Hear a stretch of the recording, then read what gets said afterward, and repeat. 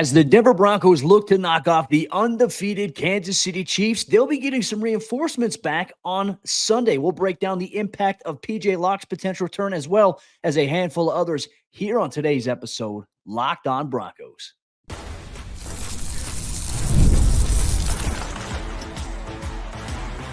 You are Locked On Broncos, your daily Denver Broncos podcast, part of the Locked On Podcast Network, your team every day. What's happening, Broncos Country? Welcome into another episode, Locked On Broncos, your daily Denver Broncos podcast, part of the Locked On Podcast Network, where you know it's your team every day. And speaking of every day, thank you so much to everyone in Broncos Country for making us your first listen. Thank you to all the everydayers out there. You make Locked On Broncos exactly what it is. We appreciate you so much. I'm Cody Roark, Broncos reporter for Mile High Sports. You can check out my daily written work and coverage over there, milehighsports.com. Joined as always by Sayre Bedinger, Cy expert over there, predominantlyorange.com, where you can check out his written work as well as the NFL Spin Zone. He's got you covered here, and we got you covered here. Locked On Broncos, however you get your podcast.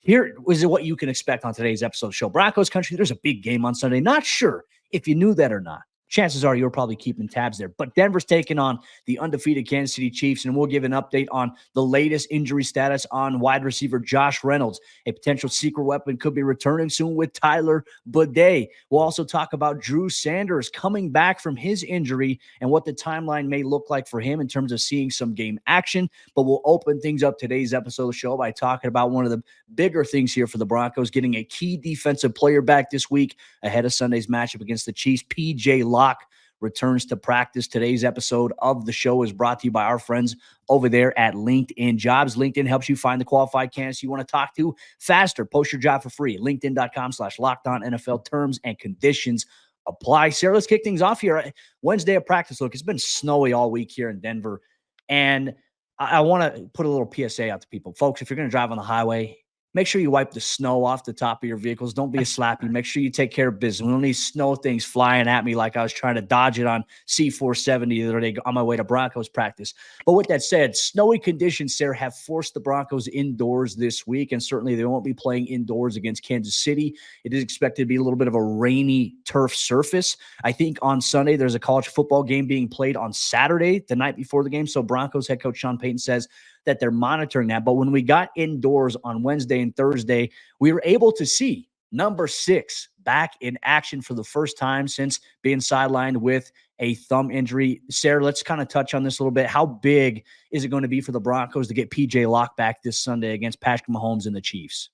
Well, I think it'll be huge because we saw against the Baltimore Ravens, obviously we've brought this up a number of times, but Lamar Jackson, in case you hadn't heard, had a perfect 158.3 quarterback rating against the Broncos last week, which is unacceptable, but also indicative of a lot of miscommunication, a lot of guys being out of place on the back end. And to me, Cody, I mean, you correct me if I'm wrong. I feel like a lot of that was because the Broncos did things against the Ravens that they haven't been doing all season long in terms of just the way that they were playing coverage, the lack of blitzing.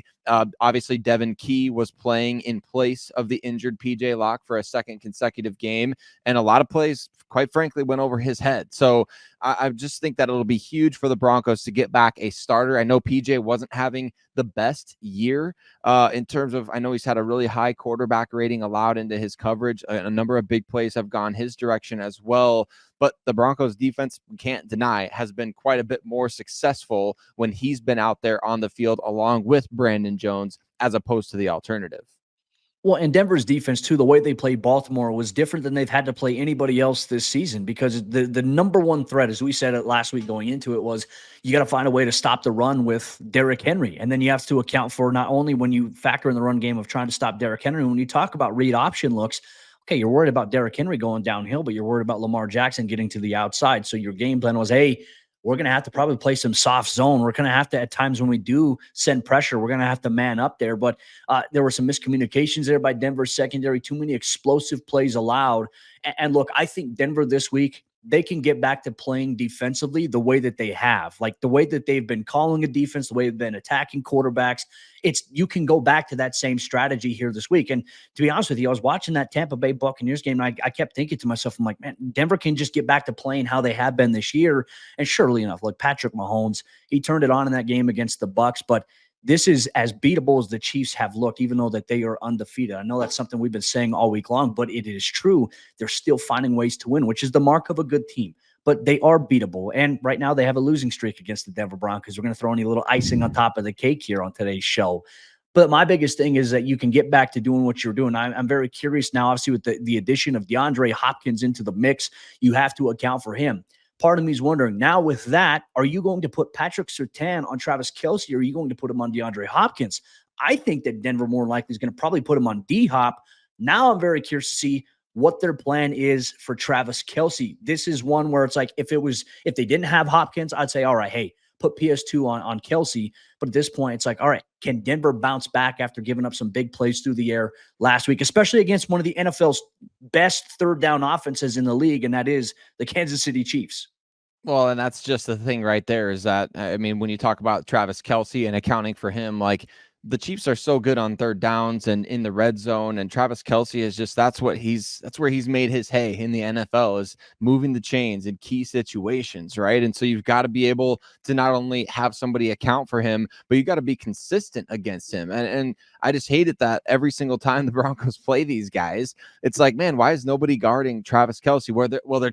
They're trying out there, but it's tough to guard him, even though, I mean, I think Travis Kelce, Cody, I think he and I are roughly the same age. So it's crazy, man. I just feel like, man, what have I done with my life? I'm not, but Travis is obviously going to be the focus. With DeAndre Hopkins, you kind of feel like Pat Surtain can hold his own in that particular matchup there. So will we see Jaquan McMillan going up against Travis Kelce quite often? Will we see obviously PJ Locke coming back, or Brandon Jones, who can play up in those man-to-man situations, because he's done quite well with that. So the matchup here, the chess game, we know that teams love to force Patrick Mahomes to throw the ball underneath that too high safety look that Vic Fangio was like, you will not throw the ball past these safeties, right? That's what teams do against Patrick Mahomes. They kind of force him to dink and dunk down the field and don't allow him to kind of just start ripping off big plays.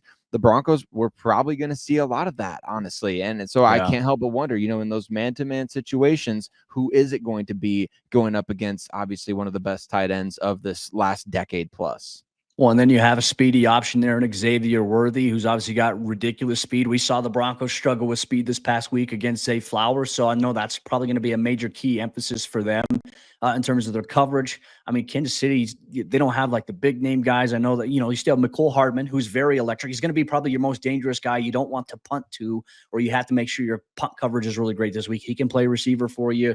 Juju Smith-Schuster has been on the injury report for them this week. We'll see where he's at throughout the week. So this is going to be a tough matchup here for the Broncos, regardless of how you put it. Even though the Chiefs offense hasn't been as good as they have been in prior years, they're still very dangerous, and they will be a big test here for the Broncos. So getting a guy like PJ Locke back in the mix on the back end of the secondary next to Brandon Jones is going to be, I think, a big, big component of this week's game. And now you can kind of just get back to playing your brand of football, because you're not having to sell out necessarily against, a 6'5", 280-pound running back, and a guy in Lamar who's unbelievably elusive, went outside the pocket, didn't even have to hurt the Broncos with his legs.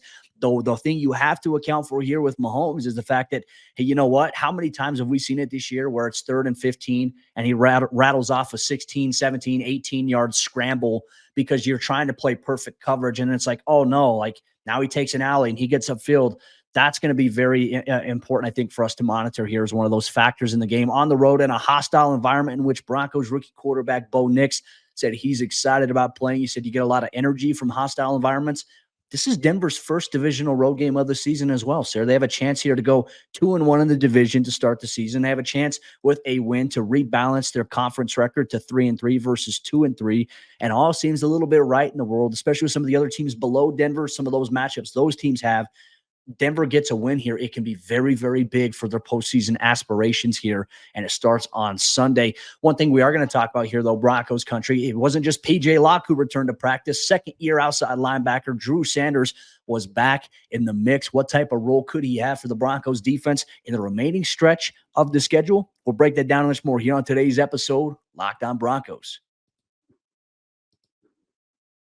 Today's show is brought to you by Arena Club. And for those of us that like collecting cards, the idea of spending $2,000 or more on somebody's rookie card doesn't matter who it is. It's just not in the cards, right? And I love collecting, but that's some serious money to drop. But thanks to slab packs from arenaclub.com, now it's possible to score gem mints for a fraction of their retail price. And every card that I listed, it's been hit from last week's Arena Club slab pack drop. Arena Club is the only repack that provides real value, a complete view of all possible cards, and clear hit rates for each one. Arena Club slab packs, they're revolutionizing the repack game with transparency. And after your pulls are revealed, they'll immediately be placed in your showroom for safekeeping, selling, trading, or auction. The Arena Club grading process, it's accurate, fast, transparent, and with a full grade rationale provided an explanation of how your card was scored. So whether you're buying, selling, trading, or displaying, Arena Club is the card collecting platform that you have to check out today. And right now, you can get 10% off your first slab pack or card purchase by going to arenaclub.com/lockedonnfl and use code LockedOnNFL. That's arenaclub.com/lockedonnfl, code LockedOnNFL for 10% off your first purchase. Today's show is also brought to you by Hims and Broncos Country. You might be bricked up for Bo Nix, but guys, do you ever feel like you ever need another little boost in the bedroom? Well, it's time to stop worrying about your performance and get Hims so that you can feel confident knowing that you can get hard and stay hard whenever you're in the mood. And Hims, it's changing men's healthcare by providing you with access to affordable sexual health treatments from the comfort of your couch. Hims provides access to a range of doctor-trusted ED treatments like chewable hard mints, Viagra, Cialis, and all their generics for up to 95% cheaper. The process, it's 100% online, so there's no need for those uncomfortable doctor visits, right? Just answer a series of questions on their site, and a medical provider will determine the right treatment option. If prescribed, your medication, it ships directly to you in discreet packaging and for free. So no insurance needed, one low price. It covers everything from treatments to ongoing care. And with hundreds of thousands of trusted subscribers, Hims can help you find the ED option that works for you. So start your free online visit today at hims.com/lockedon. That's HIMS.com/lockedon for your personalized ED treatment options. hims.com/lockedon. As we jump into the second quarter action here on today's episode, Locked On Broncos will highlight Drew Sanders and the impact we think he might be able to have in a little bit of a rotational role down the stretch for the Broncos defense. Real quick, want to say thanks once again to everyone in Broncos Country. Thanks for making us your first listen every single day for all the Broncos news, content, coverage, analysis, and more that you need here. Obviously, there's a lot of excitement about the Broncos, where they're headed. There's a lot of people are anxious to see where this defense can continue to go here. But now, obviously, after the NFL trade deadline, the Broncos have made the decision to move on from Baron Browning. They give Jonathan Cooper a 4-year extension. And now, second-year linebacker Drew Sanders back at practice for the first time on Wednesday since suffering a torn Achilles. Right before the NFL draft in April, there were a lot of questions about what position he'd go back to. It has been officially confirmed. He's working with the edge rushers. He's going to be in that room alongside Dondre Tillman, Jonah Ellis, Nick Bonito, and now Jonathan Cooper. Sayre, his 21-day window has officially been activated. Your thoughts here on maybe what we can see in terms of how the Broncos may look to use him in the second half if they do, in fact, bring him off the 21-day window, right? Because I think a lot of people are unclear about that. You activate the 21-day window. You have from that point forward to determine whether or not you bring him to the active roster. If not, he automatically reverts to IR and is ineligible to come off for the rest of the year and would be out for the season. What path do you see the Broncos taking here? I want to see Drew Sanders be a bat out of hell on that defense, Cody. I want to see him out there just wrecking havoc, playing fast and playing free. We know that he started off his collegiate career at Alabama under Nick Saban, playing off the edge, was kind of stuck behind Will Anderson Jr., who's a pretty darn good player. So he ends up transferring, obviously, to Arkansas, becomes an All-American as kind of a hybrid off-ball linebacker, was frequently attacking the line of scrimmage, but kind of doing a little bit of everything for those guys with the Razorbacks. And I just want to see him as a bat out of hell, right? And what do I mean by that? I want to see him creating chaos out there, just frazzling the opposing offensive line. I don't care if the Broncos stand him up and blitz him. I don't care if they put him off the edge. I don't care if they line him up over the center, over the tackle, or if they kind of bring him in as like a nickel defensive back looking type of thing. Just make sure that whatever you do with Drew Sanders, it's probably going to be on a limited number of snaps. So you might as well confuse the offense when he's out there. Like, put him in different spots. Let him use his rare athletic talents and traits to be able to cause problems for the opposing team. Now, do we expect it right away? I mean, that's tough to say because he's coming off an Achilles injury that he's just now starting his practice window. So you hope that you can see that effectiveness right away from him, Cody. But I think it's just especially important for him to get some confidence building out there, play some special teams, go out there and play fast and free defensively. That's going to be fun to see, even if it's just a limited number of snaps here for Drew Sanders. Yeah, and I'm going to be very curious to see like what the plan is, right? Because Sean Payton mentioned it to us on Wednesday in his press conference, talking about, when you bring guys along from an injury, you have to factor in, okay, where are they at in their recovery? What's the ramp up period look like? Like I would say like last week, Delarian Turner-Yale returned for the first time, right? Coming off PUP since the ACL injury. He was limited all last week, but so far this week, he's been a full participant. So that, I think is a sign like, okay, hey, they're back on the field. We just want to gradually work them up. I think it'll be 2 or 3 weeks before we see Drew. But I mean, Sayre, the thing is, he's tall and he's jacked. Like, he got absolutely ripped in his upper body this offseason. And I think that's going to be a good thing. Like, you watch him in the individual drills here, they have the one-man sled. And I'm watching guys like Jonathan Cooper and Nick Bonito push the sled, you strike it, shed the block, stand up. Drew looks powerful in his upper body, right? And I think that obviously outside linebacker coach Michael Wilhoit, he's very excited about getting him back into the mix here. On top of that, you're also going to need him to play special teams, right? So while you have to be careful about ramping him up for defense, he also needs to ramp up to be able to play special teams, because that's where Denver's going to need that contribution. And I would say too, even last year, when he was playing, heck, he was a prominent guy on special teams. He even had a fumble recovery against the Kansas City Chiefs. So I think that with a guy like Drew, you see the size, the athleticism that he certainly has. And look, he moves really well. I think that's always one of the things is, how do you move coming off an Achilles? I mean, when I was watching him, he looked like he was moving well, moving crisp, tight down the line of scrimmage on certain things.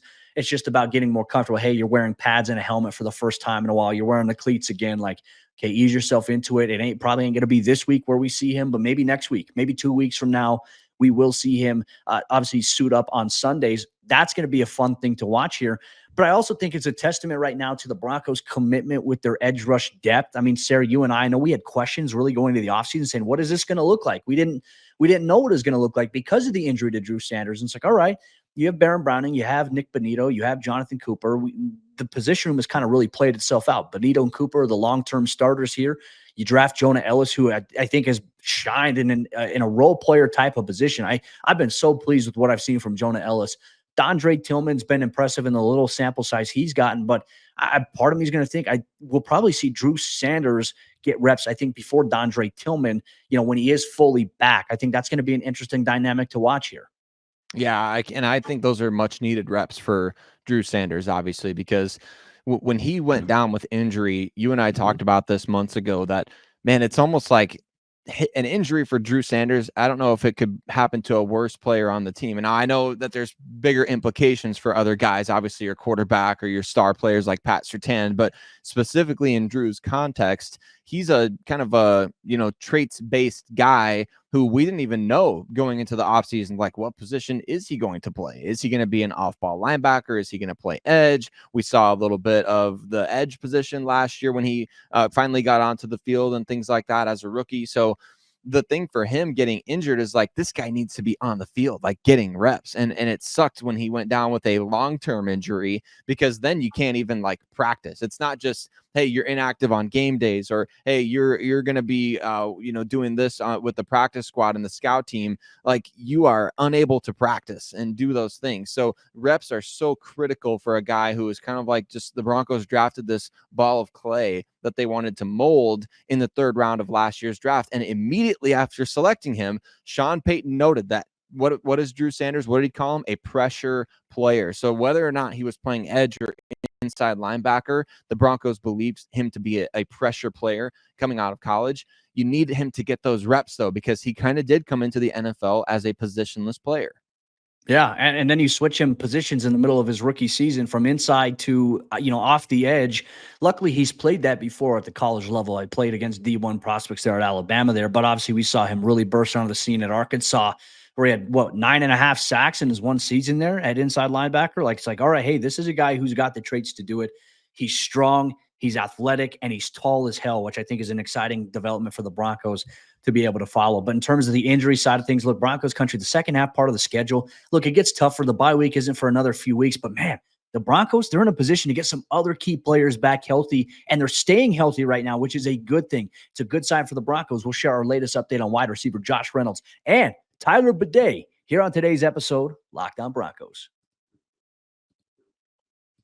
Today's show is brought to you by our friends over there at LinkedIn Jobs. And when you're hiring for your small business, you want to find quality professionals that are right for the role. That's why you have to check out LinkedIn Jobs.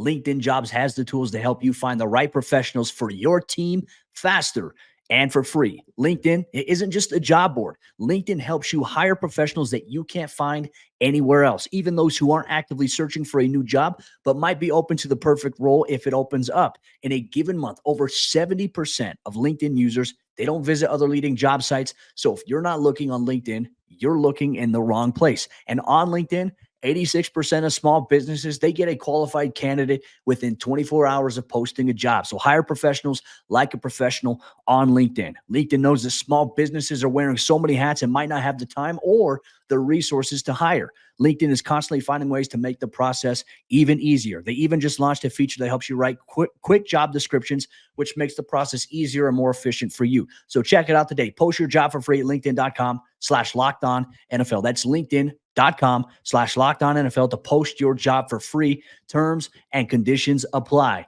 Today's show is also brought to you by our friends over there at FanDuel Sportsbook. And as you know, at FanDuel, they are America's #1 sportsbook, and they want you to get ready to tackle the NFL action inside of their app, because right now, new customers, when they sign up, can bet $5 and get $150 in bonus bets if your $5 bet wins. That FanDuel Sportsbook app gives you everything that you need to place live bets on the NFL all in one place as it's all happening. So when you get a hunch in the middle of the game, you can check out the latest stats. You can view live play-by-play and so much more on the same page where you place your bets. And you can get in on the action on this week's game against the Denver Broncos and Kansas City Chiefs. You believe the Broncos can go into Kansas City as underdogs and upset the undefeated Chiefs? You believe that? You can go in and get it on the money line, or if you think the Broncos can cover the spread, you can also do that inside the app. And when you do that, you'll get started with $150 in bonus bets if your first $5 bet wins. So just visit FanDuel.com today. Once again, that's FanDuel.com. Never waste a hunch and make every moment more with FanDuel, an official sportsbook partner of the NFL. As we jump on the fourth quarter action on today's episode, Locked On Broncos. Once again, Broncos country, thank you so much for taking time out of your day to make us your first listen of the day. Thank you for becoming an everydayer here. We appreciate you so much, Broncos country, for making the show what it is. When you want objective Broncos news, content, coverage, analysis, and more, you can't get it anywhere better than Locked On Broncos. Thank you so much. Your team every day. Sayre, my friend, hey, look, a lot of Broncos fans have been curious. Look, I think Drew Sanders was a name on the injury front just a few weeks ago. People are like, wait, Drew Sanders on the side field? Well, now you got some other players getting in the mix. We talk about Josh Reynolds and unfortunately, the very scary situation that he went through just several weeks ago, being the victim of a shooting.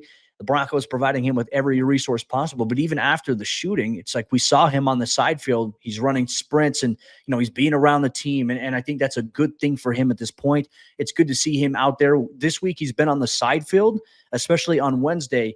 But there is a promising development as well. Another player who's been on the side field that's been working his way out there, and that's been Sayre Bedinger, who suffered that scary back injury back against the New York Jets. And just good to see him back on the football field once again, sprinting, running, wearing a helmet, shoulder pads. Obviously, Denver is very close to getting these two guys back from the injuries that they've been dealing with as well. I mean, your thoughts on the impact that these guys can have if and when they return to the lineup? Well, we talked about at the trade deadline, wanting to see the Broncos maybe get a playmaker if they possibly could, but at the same time, understanding like, hey, there are some in-house guys that could still yet step up for this team. Obviously, we haven't seen Josh Reynolds for a handful of weeks here, but he's somebody the Broncos signed in free agency to kind of be a veteran presence there and somebody who can move the chains, make plays downfield. We saw him catch a touchdown not long before he went down with the injury, right? So it was actually on that play. It was on that play. So unfortunately, he went out with on a high note there for the Broncos, but we want to see more of that. We need to see more of that. We need to see more of guys making catches like that, especially in the red zone where those opportunities are not being taken advantage of. So you got Sayre Bedinger, Josh Reynolds. We've talked about guys on the practice squad like A.T. Perry and Donald Parham Jr. I don't know if or when or at all we'll see those two guys, but man, there are some in-house options in addition to, hey, the young guys on this team that we believe that they can step up over the second half of the season, like Troy Franklin and obviously Devon Vele, the rookies from this year's class, as well as, at this point, maybe even we do see something from Marvin Mims or even Greg Dulcich down the line. I don't know what's going to happen there, but there's still the Broncos didn't get rid of those guys yet. So obviously there's a chance that we could see that development over the course of the season. Can't say they're a lost cause just yet. So I read into this as, all right, you've got all these players on the roster. You've got to figure out if somebody can step up for you in an area of desperate need. Well, and look, the Broncos, they have dealt with some injuries this year, Sayre. It's obviously been evident, but I think the overall, in terms of impact on games lost, there really hasn't been someone outside of Alex Singleton and Quinn Bailey that have been placed on like season-ending IR that, you've had long-term implications. I think Denver has been, gosh, man, it's been so drastic since Bo Lowry has come on. It's been so drastic seeing just the difference in terms of how guys recover, how quickly they're coming back. Especially from an Achilles injury. Like we just talked about Drew Sanders in the last segment. That's impressive. Josh Reynolds is obviously making progress. He's going to be back sooner, to the point where I think it's going to probably be Cortland Sutton, Josh Reynolds, Devon Vele, Troy Franklin, probably is the four receivers that are going forward. I think with Reynolds' injury that had happened, I think initially that put Lil Jordan Humphrey into that number 2 role, whereas that's really supposed to be Josh Reynolds at this point. So I think you are going to maybe start to see more of these guys into the game plan and maybe a little bit less of Lil Jordan Humphrey as an emphasized player. I think he'll still play, but I don't think he's going to have as much of an emphasis in terms of Denver's game plan there. Sayre Bedinger, we just talked about it this week. Sean Payton has mentioned Audric Estime is getting more looks as someone he wants to see get more touches. Jaleel McLaughlin's also a guy I think you can factor into that. But could we see Sayre Bedinger maybe come in and compete with Jaleel and Javonte, maybe for, some extra touches at this point, right? Just to get a spark. We'll see. I'm very curious to see how Denver is going to maneuver this. But on the other side of things too, I think we also have to talk about, Sayre, we're approaching week 10 and the Broncos injury situation. Man, I feel like it's been the best it's been in years. Like, this is a different story than what we've seen from this Broncos team. And look, they're playing good football right now. They have a winning record. They have a chance to upset the Kansas City Chiefs, and they're getting more guys back healthy that have been on the shelf for like short-term stuff. So to me, the most brutal stretch of the season coming, or the most crucial stretch, I like where Denver is at from a positional standpoint. I think that they're in a good position right now to control their destiny.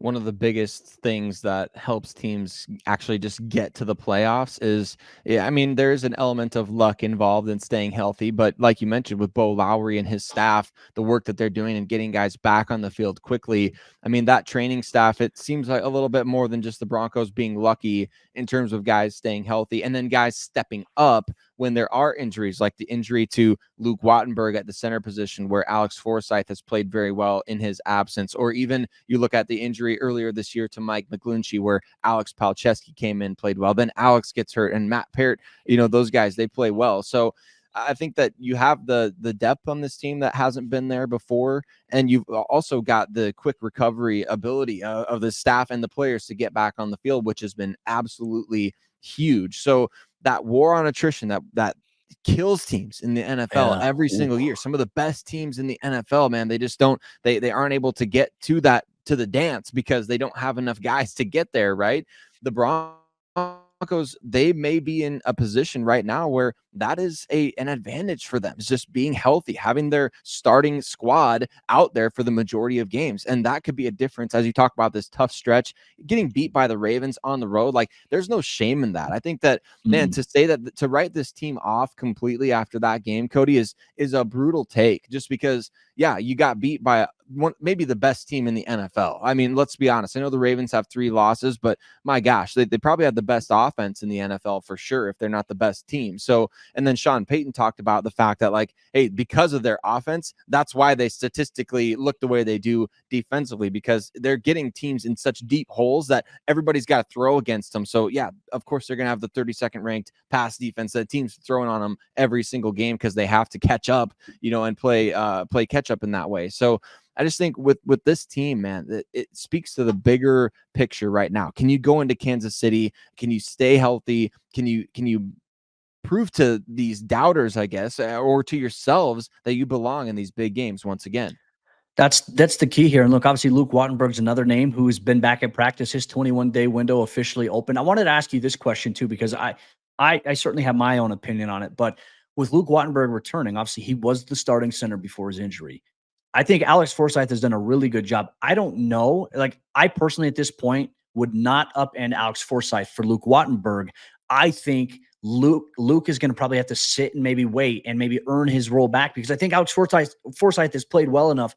And the last thing you need right now is, you're still trying to get your offense going, is to take one guy out, put somebody in who hasn't played for 4 weeks. And that wasn't necessarily the greatest, was having some ups and downs before his injury. What do you think the Broncos and Sean Payton should do when it comes to this position? Obviously, the dilemma that you have here between Forsythe and Wattenberg.